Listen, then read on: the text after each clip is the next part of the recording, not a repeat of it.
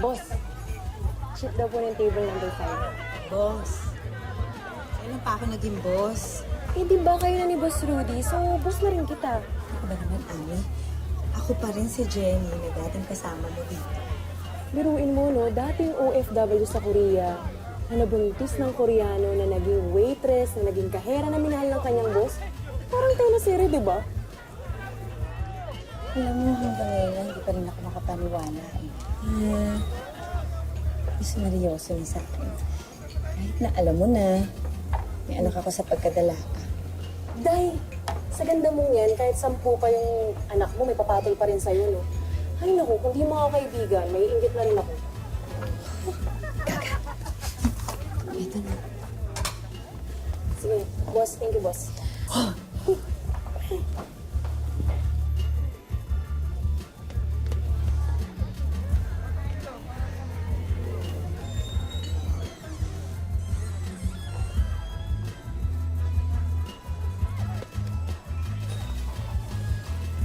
Hi.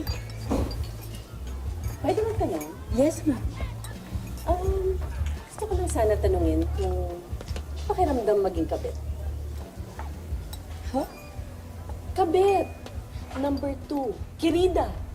Other woman. Ma'am, baka napagkakamalan niyo lang po ako. Hindi po ako kabit ng kahit na sino. Kabit ka ng asawa ko, di ba? Hindi? Huh. Hindi pala. Hindi mo nilanding. Hindi ako malanding ka! Hindi mo nilalanding ang asawa ko? Hindi naman kami! May mga anak kami! Hindi mo! Malanding ka! Malanding ka! Asawa ko si Rudy! May mga anak kami! Bitawan mo ako! Malandi ka! Kabit! Bitawan niyo ako!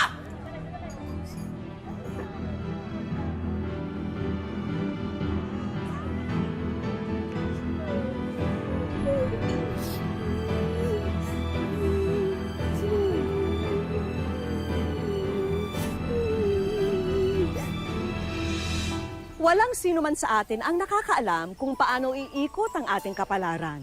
Katunayan nito ang kwento ni Jennifer. Dinanas niya ang maging masaya, malungkot, ang makabangon sa kabiguan. At ngayon, muli na naman siyang dinala ng tadhana sa hirap at dusa. Jen. Jen. Hayaan mo yung paliwanag, oh. Ang paliwanag? Ano ba paliwanag mo? Nagsinungaling ka sa akin! Jen, kaya nga Sinabi mo binata ka! Jen, sorry. Wala na talaga kami relasyon ni Emily. Sinusustentuhan ko lang yung anak namin, pero hanggang doon lang yun. Hindi na importante sa akin kung may relasyon kayo o wala! Nagsinungaling ka sa akin! Bigyan mo pa ako isa pang pagkakataon. Sige na, please. Jen. Hindi na. Babalik na ako sa kuya ko. Jen. Jen. Hindi na. Jen. Ano? Jen. Hindi ko kayo papayagang umalis ng anak ko. Mahal ko kayo. Sorry na.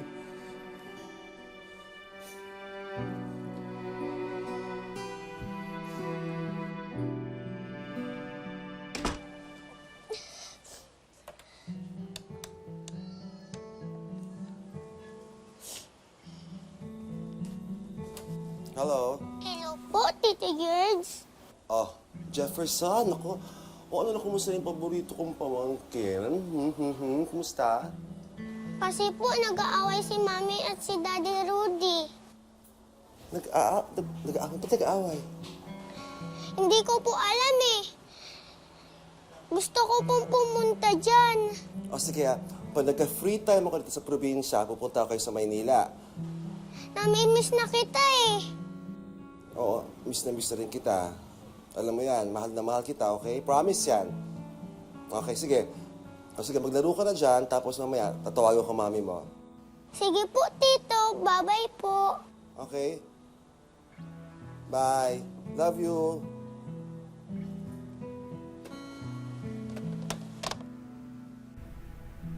Mami?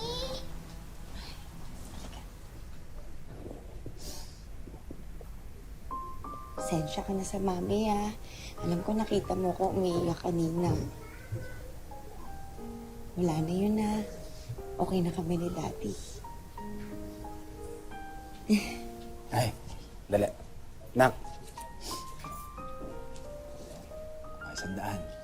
Ikaw nang bahala dyan. Bumili ka ng ice cream, kahit anong gusto mong pagkain. Ikaw nang bahala, ha? Kasama ka kay Yaya, ha? Sige na. Ikaw talaga. Binabala ka na naman, no? Wala. Kasi pinakaba mo ako kanina, akala ko talaga iiwan mo na ako. Yan ako, aalis talaga ako. Iiwan talaga kita. Hindi na lang nagbago isip ko. Hindi mo naman talaga kayang iwan eh. Pero, Han, thank you, ha? Bago isip. Basta, huwag ka nang magsisinungaling ulit. Hindi na ako magsisinungaling. Muling nagkaayos sina Jenny at Rudy at pagtitibayan pa ito ng isang hindi inaasahang biyaya.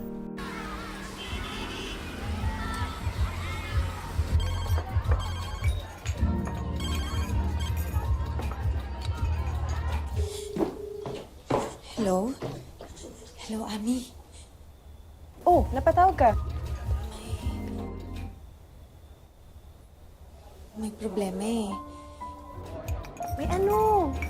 Hindi ko alam kung good news ba to o bad news. Ano nga nangyari? Delayed kasi ako. Yung dalaw ko. Bumili ako ng pregnancy test. Positive. Buntis ako. Hala, paano na?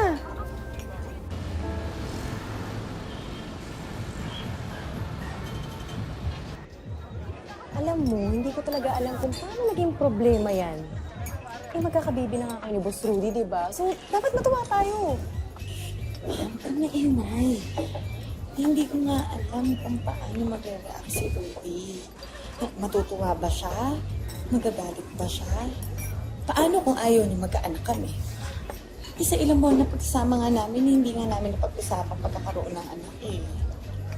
Ay nako, Jen, best friend, matutuwa yun. Eh, yung anak mo nga sa Koreano, natanggap niya eh. Yan pa kayang mismo sa kanya. Oh, andyan na pala siya eh. Iwan ko na mukha ha.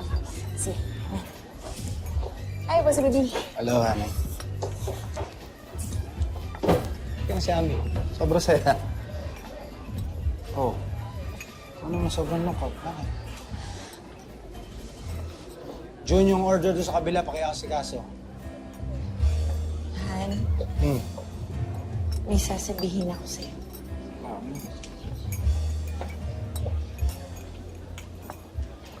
Buntis ako.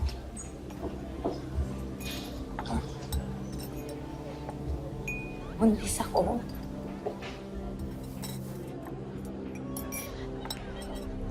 Alam ko wala to sa plano mo, pero nandito na to eh. Handa naman akong natawanan mag-isa kung... Tumigil ka, Han. Tumigil ka. Hindi ka mag-iisa.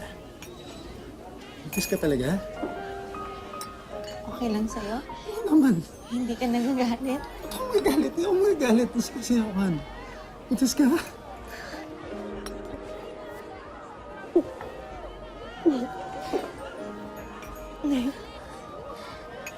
Sandali lang. Dali. Saka lang. Dali lang. Basta, sandali.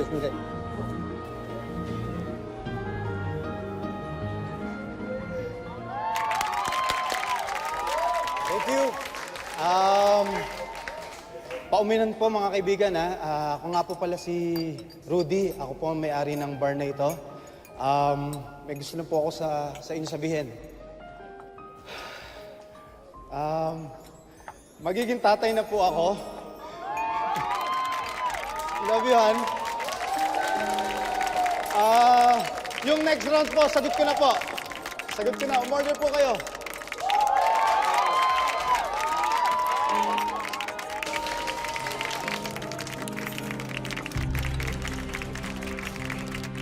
Hindi natin kantahan. Go next. Saan ba?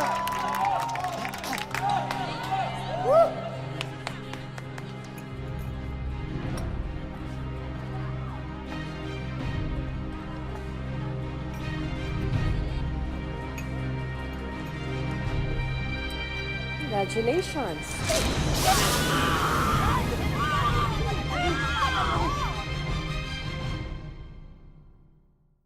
Wish ko lang.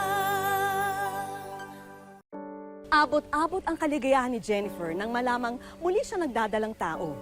Ngunit bago pa man nila maipagdiwang ang biyayang ito, may nakaabang palang peligro sa kanila. Congratulations!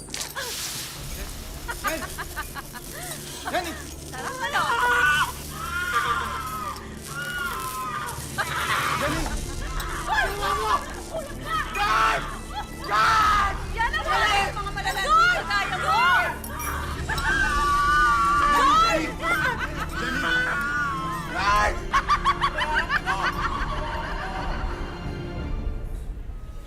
Labis na napinsala ang mukha ni Jenny sa pagkakasaboy sa kanya ng asido. Pero ang mas matindi rito, ito rin ang nagdulot para siya'y mabulag. Jen.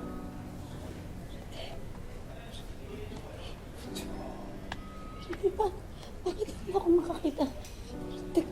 Jen, sandali, hindi pwede. Teka lang. Jen.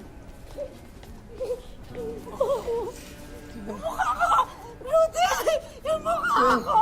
Yung mukha ko! Hindi ako makakita, Rudy! Hindi ako makakita! Yung paligid ko! Nurse! Hindi ako makakita! Jen! Hindi ko makakita! Wala akong makakita! Jen! Jen, hindi ko alam na gagawin niyo sa'yo to, Jen.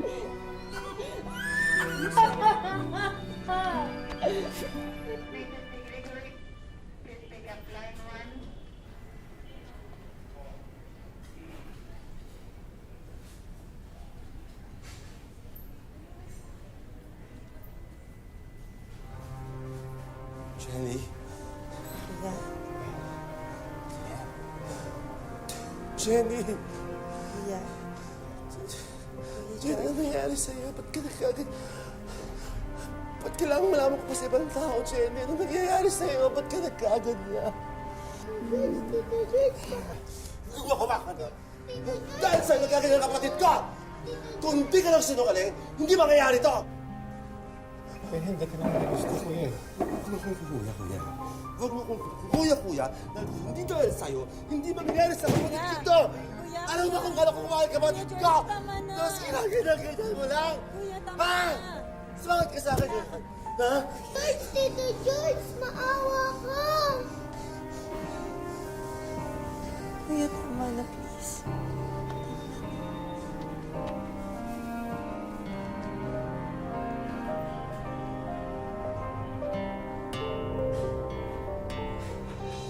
Isinilang ni Jenny ang anak nila ni Rudy.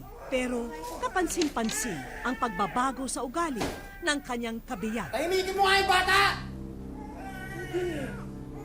Be! Yaya, pasok mo naman yung mga bata sa loob ng kwarto. Jefferson! Pasok na nga sa loob ng kwarto. Ang bahay to! Rudy, ano bang problema? Ang problema? Di ba obvious? Ayaw nga pala. Bulag ka. Bakit ka ba nagkakaganyan? Ba't ako nagkakaganito? Dali ah. Siping ko. Kasi bulag ka! Bulag yung asawa ko na inuubos yung pera ko. Inuubos ng yaya niya sa sweldo at sa anak niya magastos! Sinisisi mo ba ako sa nangyari? Oo! Ikaw! Ang anak mo! At ang kuya mong walang kwenta! Rudy, wag ka naman ganyan. Natatakot ako. Parang ibang tao ka na. Parang hindi na kita makilala. Dati pa naman ganyan ka na eh. Dati pa naman bulag ka na. Hindi mo na nga kilala. Kita mo, minahal mo ako, di ba? Dali mo kasing bulahin eh. Ano nga? Alam mo? Tagal ko nang gustong gawin yan sa'yo eh. Bakit? Bakit? Bakit mo ginawa yon?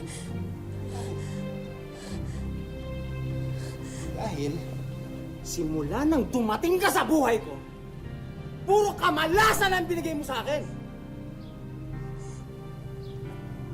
Rudy, huwag ka umalis. Rudy, wag ka. Hindi ako alis!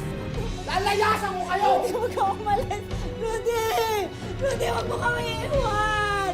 Rudy! Rudy! Bumalik ka dito! Rudy!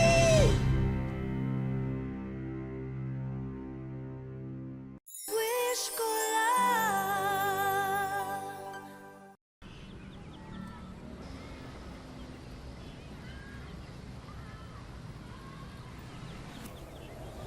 Boss, teka lang. Di ba ito yung nating bar? Opo. Ba't ito nagsara? Nalugit sir, nang bababae kasi yung may-ari eh. Naku, ano nangyari rin sa asawa? Yung sa anak ko, yung babaeng bulago, ano nangyari? Balita ko sir, pinapalaya sa kanilang bahay kasi hindi na nakapagbayad at saka iniwanan ng mga katulog kasi hindi na nakapagpasahod. Eh, alam niyo ho ba kung saan ko pwede makita yung babae ngayon? Kasi sila po sir, hindi ko alam. Salamat ho. Wala naman po.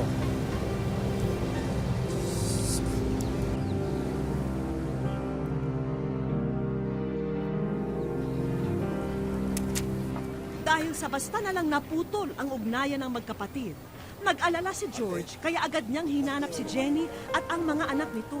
Ito yung contact number ko, ha? Ate, nakita yung mga babaeng to. Ito yung number ko, kapatid ko po yan. Ako po si George. Tawagan niyo po ako pag nakita niyo po siya.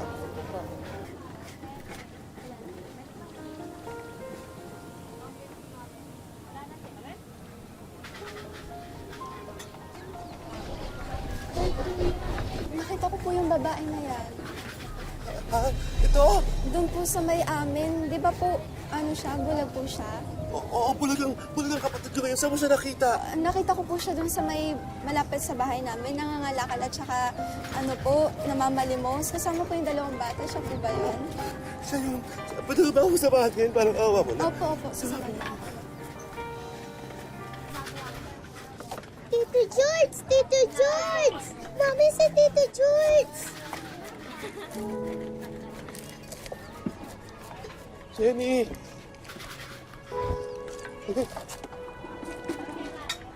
Jefferson! Kuya? Kuya George, ikaw ba yan? Kuya?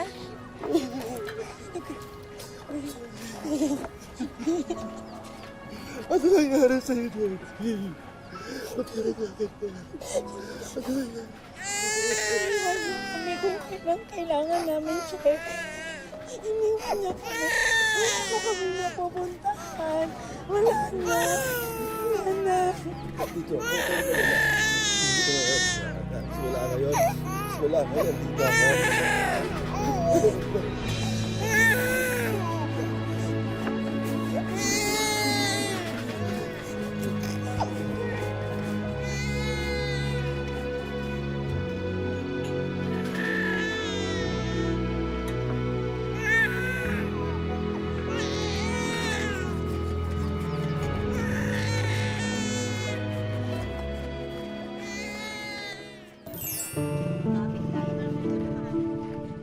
Halos 2 dekada na ang nakalipas mula nang sapitin ni Jennifer ang mabibigat na pagsubok sa kanyang buhay. At mula noon, mas pinili niya na lang ang tahimik na buhay. Pag nagising po ako sa umaga, nagwawalis po ako dito. Nililinis po ako. Pag alas 10 na po, nagsasaing na po ako. Pero patuloy na pinapaalala ng kanyang mga sugat ang marka ng bangungot ng nakaraan. Tsaka mas maganda na lang po ako nasa loob ng bahay. Nahihiya po ako eh. Yung gumawa po sa akin ito, matagal na po napatawad. Humingi naman po siya sa akin ng tawad. Inaasikaso po niya yung mga anak ko.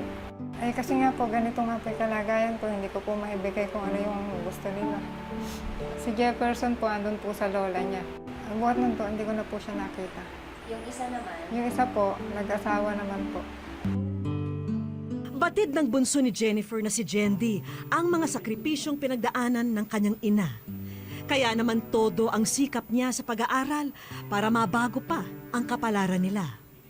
Gusto kong makapagtapos ng pag-aaral para makatulong kila mami at kila tito. Ang kapatid naman ni Jennifer na si George ang umaalalay sa kanilang mag-iina mula noong makita silang nangangalakal sa lansangan. Tinanggap na po namin na sa nangyari sa buhay niya. Wala naman kaming sinisisi or ano sa kanila, pati doon sa nangyari sa kapatid ko, sa naging ano niya, yung asawa niya, sa pamilya na asawa niya.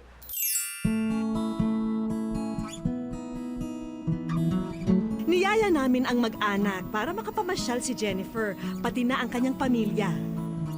Pero gawin nating mas masaya ang araw na to. Game ba kayo maglaro? Wish ko lang. Hi, Jennifer! Hello! Ang galing na po niyo na! Hello! Vicky po, at kayo po'y nasa wish ko lang. Naku, merong puzzle sa harap niyo at dito nakasulat pong wish ko lang. Simula nung nangyari ito sa inyo, ano yung mga natutunan niyo tungkol sa mga mahal niyo sa buhay? Marami po. Sa mga anak, ano Pasalamat natutunan nga niyo? po ako sa kapatid ko na pinupok nila ako. Mga anak ko po na gumagabay po sa akin. Minsan nilalabas nito yung magagandang bagay tungkol sa bawat isa. Ano ang nilabas nito para sa inyo? Marami na siya natutunan sa buhay niya, yung mga pinagdaanan niya. Tinanggap na lang din namin. Ako kung gano'n. Kahit masakit. Ano yung pinaka nakakapagpasaya sa inyo? Kapag nagkakatuwaan po kami ng mga anak ko sa mga pamangkin ko po. Jennifer, may mga hinanda kaming konting surprise para sa inyo. Para siyang kailangan niyong hanapin. Kaya may konting excitement. Sana mahanap niya lahat at sana matuwa kayo kahit paano. Sana makatulong sa inyo.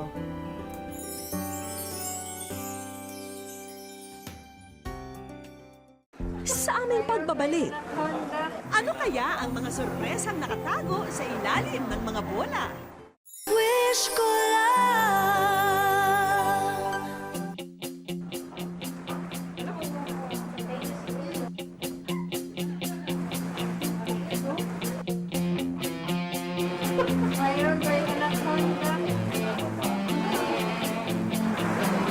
Sa wakas, si George mukhang nakakuha rin ata. Oh, may laman.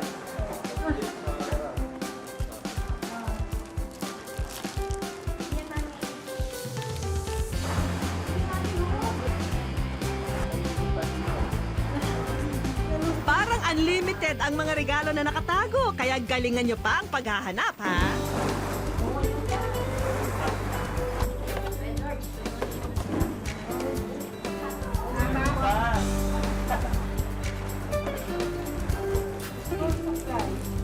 Tayo mo daw. Pull down this financial assistance is hereby awarded to Jennifer Cahupong given this 27th day of April 2016.